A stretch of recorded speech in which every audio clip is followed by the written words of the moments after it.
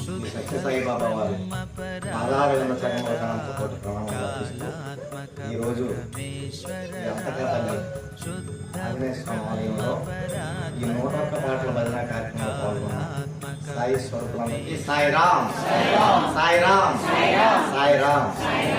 చాలా చాలా ఆనందం. చాలా చక్కగా అందరూ కూడా ఎంతో క్రమశిక్షణతో భక్తి అంటే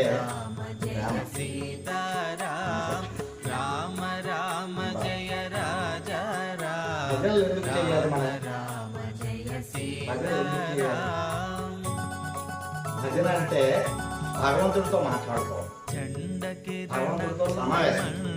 భజనకి అర్థం ఏంటంటే భగవంతుడితో సమావేశం. మనకి ఏదైనా కష్టం వచ్చినా అగ్రగణ్యంలో భక్తాగ్రేసుడు ఎవరో ఆంజనేయ స్వామి.